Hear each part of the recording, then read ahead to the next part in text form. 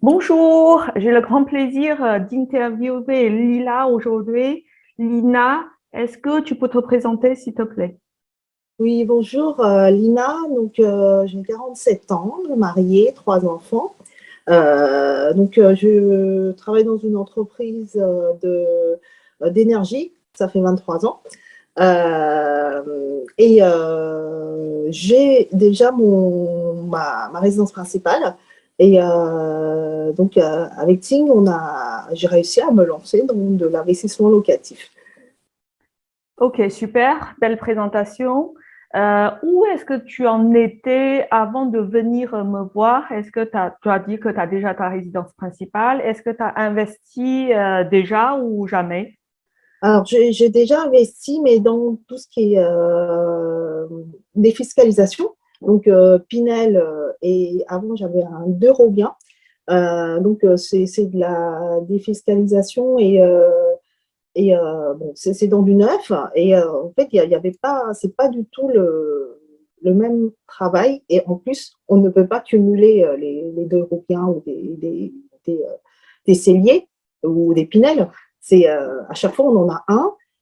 Après 9 ans, il faut revendre pour acheter un autre. Et du coup, en termes d'objectifs, c'est pas du tout ce que j'envisage. Moi, je voulais vraiment euh, enchaîner et cumuler les biens pour pouvoir générer du cash flow ou pour faire la plus-value. Alors, il faut savoir que sur l'eurobien ou le cellier, il y a très peu de plus-value. Donc, D'accord. c'est absolument pas l'objectif que je voulais atteindre.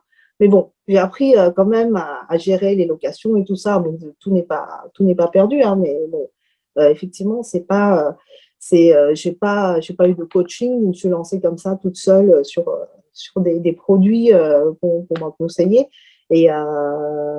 Maintenant, je pense pouvoir faire, comment dire, avancer beaucoup plus vite que tous les 9 ans. Je pense faire un bien tous les 9 ans. D'accord. Donc, avant de venir me voir, tu avais déjà acheté des logements neufs, tu avais déjà mis des locataires dans les appartements. Et pourquoi tu as choisi, enfin, qu'est-ce qui t'inquiétait avant, pourquoi tu t'es fait accompagner? C'était quoi les problématiques et les inquiétudes que tu avais? Bah alors, déjà, il y a la partie un peu négociation, Hmm. montage financier, parce que, en fait, sur les produits que je connaissais avant, hein, c'est un package.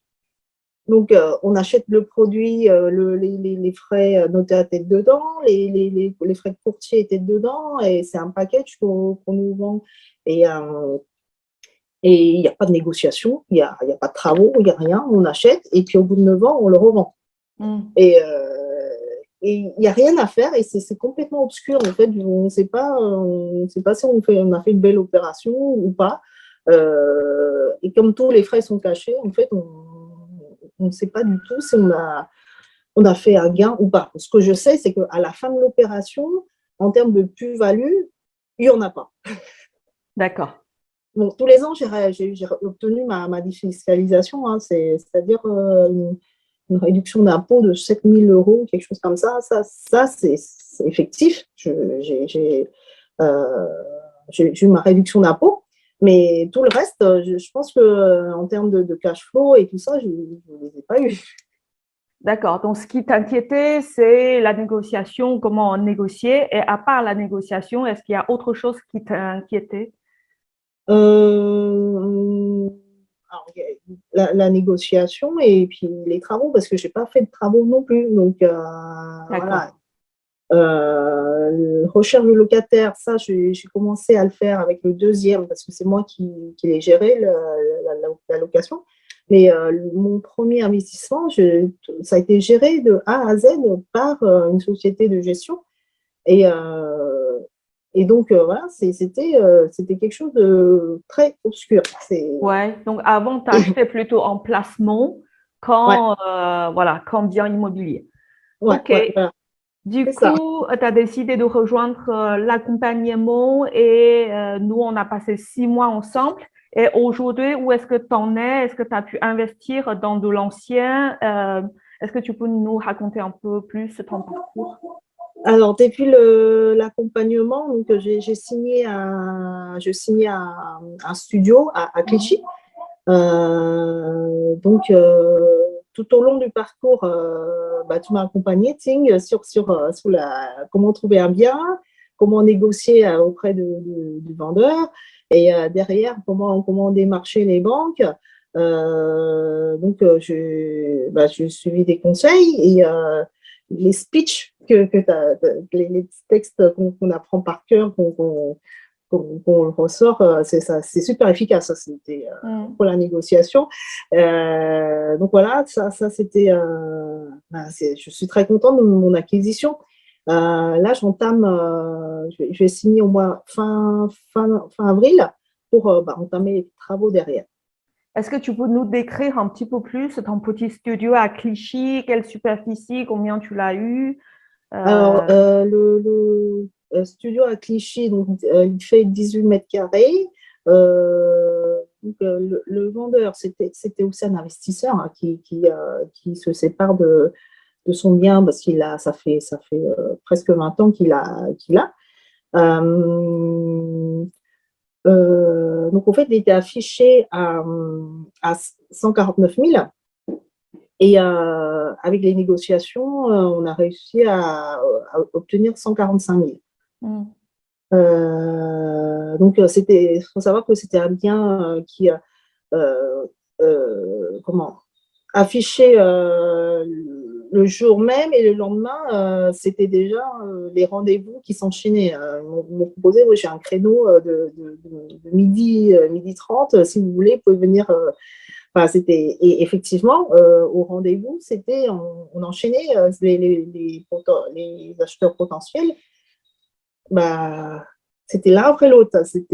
On les a croisés, quoi. Donc, on savait que le bien allait vite partir, et on a su se positionner avec un accord de principe de la banque que tu nous as conseillé de décrocher avant d'aller au rendez-vous.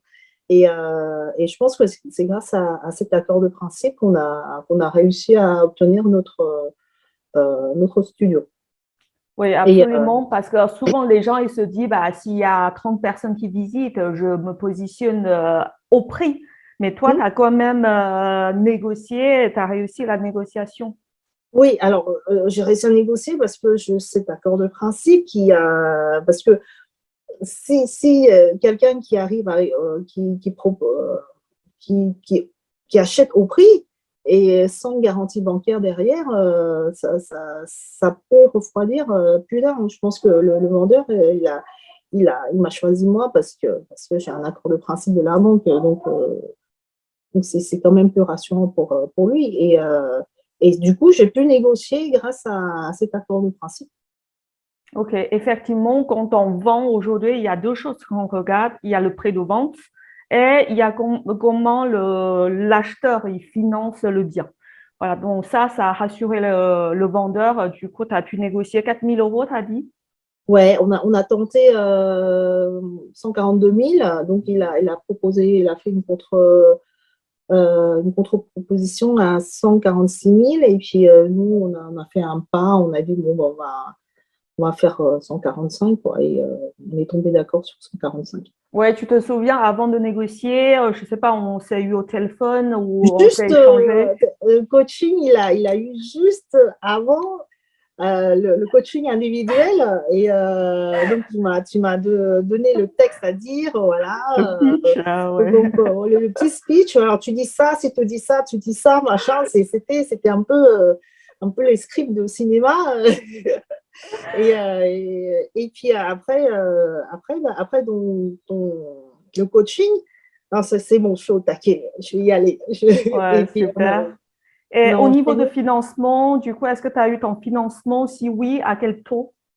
Alors moi, j'ai eu le financement à 145 000, donc c'est moi qui ai payé les frais de notaire et les travaux. Je l'ai obtenu à 1,05, ce qui est un très bon taux au mois de janvier 2022. Ah, c'est magnifique, 1,0. Ouais, sur 20 ans, c'est vraiment un très bon taux. Mais sur le financement, il y a eu des petites anecdotes à raconter. Tout d'abord, comme tout le monde, on démarche notre propre banque. Alors, chez la banque, on ne va pas le nommer, mais ça fait 20 ans que tu es dans cette banque. Et Ah, quand tu es allé les démarcher, est-ce qu'ils t'ont accueilli les bras ouverts en disant que venez Lila, tu es la meilleure cliente, on te prête sans problème. Comment ça s'est passé avec ta propre banque? alors, avec ma propre banque, bon, ils m'ont quand même donné l'accord de principe. C'est grâce à cet accord de principe que j'ai réussi à montrer le petit papier pour que le vendeur accepte mon offre en bas, en dessous du prix qu'il a proposé. Et donc, bon, pour ça, je remercie ma banque. Mais après ça, je suis retournée les voir pour demander un prêt. Et ils ont pris de l'avance par rapport aux autres banques que je dois démarcher. Ils ont déjà mon historique bancaire, ils ont tout mon patrimoine. Donc, ils avaient tout. Et malgré ça, c'était des questions, beaucoup d'interrogations sur le bien acheté à Clichy. Bon, ils m'ont demandé 3 estimations du bien sur un produit qui est finalement très connu. Enfin, c'est pas un coin paumé, Clichy, tout le monde connaît. Et il a fallu trois estimations. Ils m'ont redemandé 3 estimations hors charge parce que j'ai fait estimer avec charge. Enfin, bon, c'était beaucoup de papier. Et derrière, ce que je m'ont beaucoup moins apprécié, c'est qu'ils m'ont dit, bah, voilà, votre patrimoine, ça serait bien que vous fassiez un montage in fine, plutôt qu'un prêt classique, en banque privée. Parce que là, j'ai un problème avec le crédit logement. Votre conjoint est entrepreneur, donc le crédit logement se pose beaucoup de questions. Et, et pour éviter ces complexités de crédit logement, il vaut mieux passer par un crédit in fine à la banque privée. Donc, prenez rendez-vous à la banque privée. Donc, ils m'ont bloqué le crédit logement. Et donc, moi, j'étais au rendez-vous, hein, mais j'ai compris que c'était pour me vendre un produit banque privée. Et en fait, le ticket d'entrée de la banque privée, c'est 1 000 € par an. Donc, ça fait 20 000 € sur 20 ans. Du Ouais. coup, comment ça s'est terminé? Mais ça s'est terminé parce qu'en fait, j'ai démarché d'autres banques.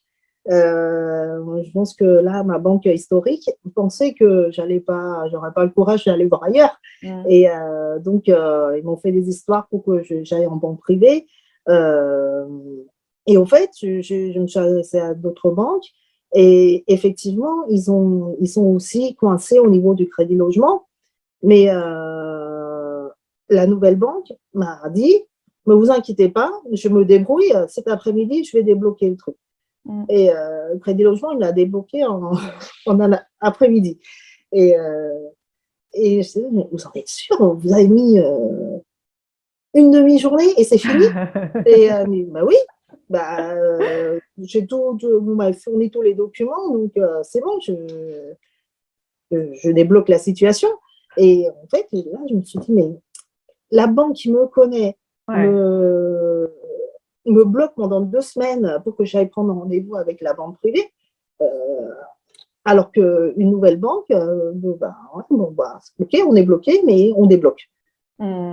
Donc, j'ai compris la stratégie de la banque, c'est pour me vendre un produit. Donc, j'ai décidé de ne pas rester, de changer de banque. D'accord. OK. Du coup, est-ce que le coaching t'a aidé dans ton projet d'investissement immobilier? Si oui, comment? Absolument, ça m'a aidé déjà pour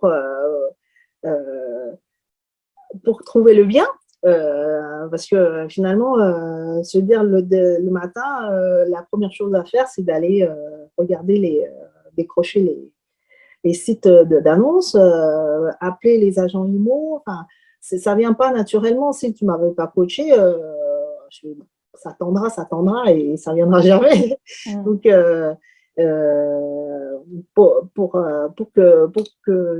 comment dire, pour avancer, il a fallu que tu me coaches, que tu me dises, voilà, maintenant, dans 2 semaines, je fais ça, c'est tes devoirs et il faut le faire. Bah oui, bah, du coup, je l'ai fait.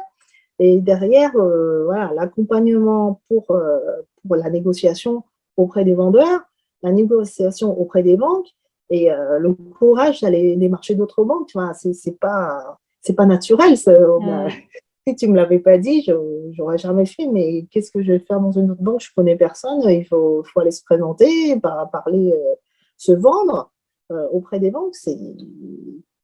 Ben ouais, si tu ne m'avais pas dit, je ne l'aurais pas fait.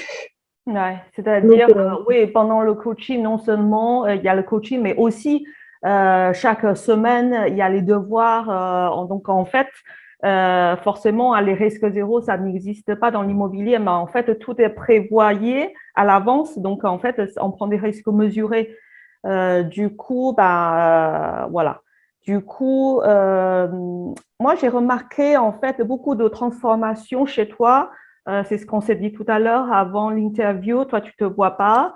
En fait, la personne qui est venue me voir il y a 6 mois, elle était pas timide, hein, mais elle avait pas beaucoup de confiance en elle. En fait, tu m'as dit que le week-end dernier, tu as même pris l'avion, tu as fait un aller-retour Paris-Nice pour aller rencontrer d'autres investisseurs, faire une table ronde. Et est-ce que tu as vu ce changement, cette transformation chez toi? Est-ce que tu peux nous en dire un petit peu plus? Alors, la transformation, je ne l'ai peut-être pas forcément perçue tout de suite. Mais effectivement, quand tu me parles de mes démarches, c'est des choses que je n'aurais pas fait il y a 6 mois. Aller voir les banques, prendre rendez-vous, décrocher le téléphone, se présenter, aller dire aux banques, voilà, je vais acheter mais je vais en acheter un autre dans 6 mois. Et je n'ai pas fait fuir tout le monde. Donc, c'est des choses, effectivement, il faut avoir un peu, il faut, il faut avoir confiance en soi pour pouvoir le faire. Et il y a 6 mois, je n'aurais pas pu le faire parce que je pense que j'étais prise par mon boulot, ça m'a un peu bouffé la vie. Hein, à un moment donné, je vais lui dire, mais stop, mais qu'est-ce que je fais dans mon boulot? Je ne m'épanouis pas, mon travail n'est pas valorisé. Et petit à petit, on s'enfonce. Et je pense que dans le travail, j'ai même perdu un peu de confiance en moi. Ouais. Grâce à toi, j'ai des résultats et c'est des résultats qui sont palpables. Et je pense que ça, c'est super important et ça m'a permis d'avancer et puis me sentir bien au-delà des aspects financiers. C'est vraiment, je me sens beaucoup mieux. J'ai pris confiance en moi et je ne l'ai pas vu tout de suite, mais c'est vrai que maintenant que tu le dis, c'est vrai que oui, j'ai pris des initiatives la semaine dernière. Lors de la formation collective, tu nous as présenté une architecte intérieure par rapport aux travaux. Et au fait, et puis je suis sur Instagram et de fil en aiguille, elle a proposé une table ronde sur un chantier de rénovation. Et du coup, j'ai décidé de participer à ce chantier, d'aller voir comment ça se passe pour qu'elle m'en parle plus sur les travaux. Donc tout ça, c'est grâce à toi. Si tu n'avais pas ouvert les yeux sur les possibilités et puis les démarches à faire, toute seule, je ne serais pas arrivée. Ouais, mais merci, je suis super touchée. Ouais, enfin, la confiance, souvent, ça vient des regards, de l'approbation de l'autre. Hein. En fait, quand tu vas démarcher les banques, tu vois, ils ne t'ont pas rigolé au nez. Quand tu vas discuter avec d'autres investisseurs, tu as ton mot à dire. Quand tu vas voir le notaire, tu comprends ce qu'il te raconte. Et tout ça, ça fait qu'aujourd'hui, tu es Je te trouve hyper épanouissante, confiante. Ça me fait très plaisir. Du coup, si aujourd'hui tu croises quelqu'un qui a 30 ans, qui a 35 ans, qui en a marre de son travail, mais tu sais, on est tous, moi, avant mon licenciement, enfin, j'étais comme une toupie, hein, métro, boulot, dodo, je dois courir pour aller chercher mes enfants voilà, à 17h30. Si tu croises une jeune, qu'est-ce que tu lui dis, qu'est-ce que tu lui conseilleras? Ben, je dirais d'investir le plus tôt possible moi, je pense que je commençais un peu tard. J'ai commencé à 47 ans alors qu'il y a plein de possibilités avant. Par exemple, en termes de prêt, je sais que je n'ai pas un bon scoring parce que bah, il y a des choses qu'on ne peut pas éviter. C'est que là, je fais que j'aurai une moins bonne note pour avoir un taux, un bon taux. Donc, si je vois des jeunes, je leur dirais, mais commencez le plus tôt possible dès que vous travaillez, et ben, pensez à investir. Et il ne faut pas hésiter à se faire coacher si on ne s'y connaît pas. C'est vrai que à l'époque où j'étais jeune, il n'y avait pas de coaching. donc on fait ce qu'on peut, on fait avec le peu qu'on sait. Mais c'est vrai qu'aujourd'hui, avec un accompagnement, on y arrive beaucoup plus vite. Ok, merci beaucoup. Merci beaucoup de ton témoignage. Merci. Merci. Au revoir. Au revoir.